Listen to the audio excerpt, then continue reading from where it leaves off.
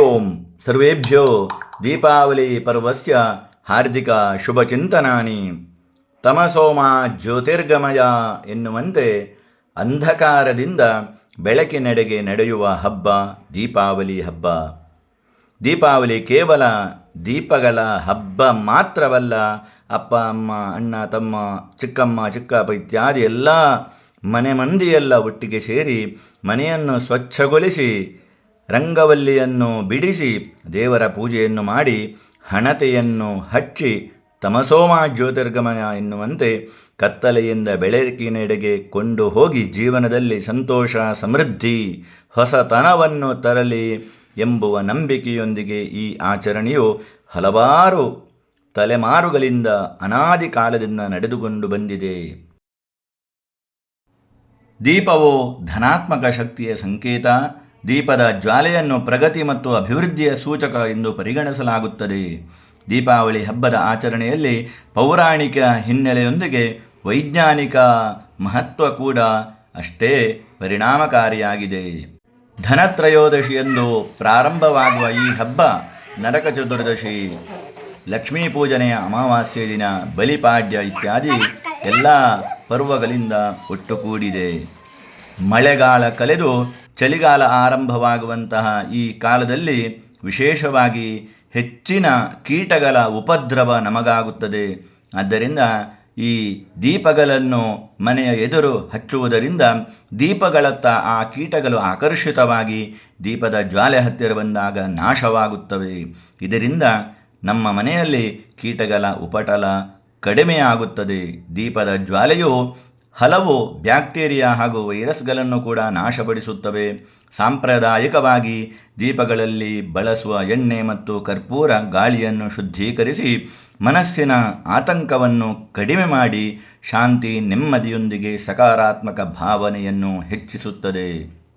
ಅದೇ ರೀತಿ ಅಭ್ಯಂಗ ಸ್ನಾನ, ಈ ಕಾಲ ಚಳಿಗಾಲ ಪ್ರಾರಂಭವಾಗುವ ಸಮಯ.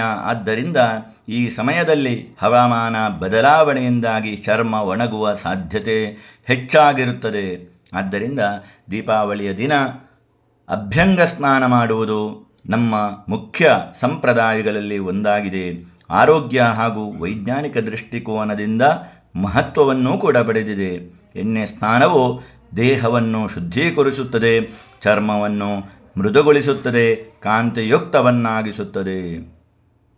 ಎಣ್ಣೆ ಹಚ್ಚಿ ಸ್ನಾನವನ್ನು ಮಾಡುವುದರಿಂದಾಗಿ ಶರೀರದಲ್ಲಿ ವಿಶೇಷವಾಗಿ ರಕ್ತ ಸಂಚಲನೆ ಸುಧಾರಿಸಿ ದೇಹದ ಆಯಾಸವನ್ನು ಕೂಡ ಕಡಿಮೆ ಮಾಡುತ್ತದೆ.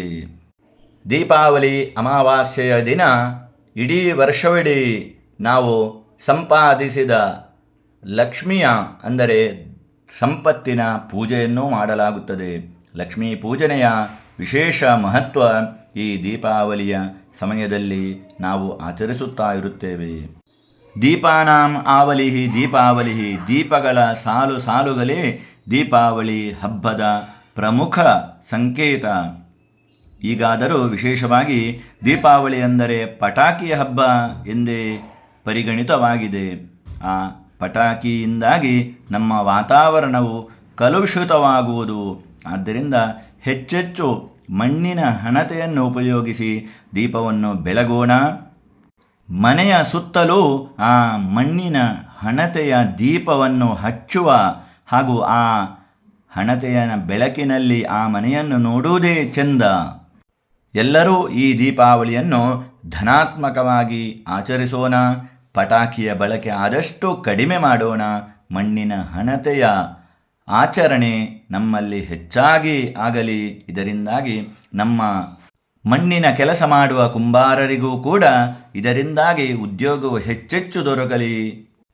ಈ ದೀಪಾವಳಿ ಹಬ್ಬದಲ್ಲಿ ನಾವು ಸ್ವದೇಶಿ ವಸ್ತುವನ್ನೇ ಉಪಯೋಗಿಸೋಣ. ಇದರಿಂದ ನಮ್ಮ ಸಮಾಜದ ಪ್ರತಿಯೊಂದು ಜನರು ಕೂಡ ಈ ದೀಪಾವಳಿ ಹಬ್ಬವನ್ನು ವಿಜೃಂಭಣೆಯಿಂದ ಆಚರಿಸುವಂತಾಗಲಿ ಎಂದು ಹೇಳುತ್ತಾ ಮತ್ತೊಮ್ಮೆ ಈ ದೀಪಾವಳಿ ಹಬ್ಬದ ಶುಭಾಶಯಗಳು.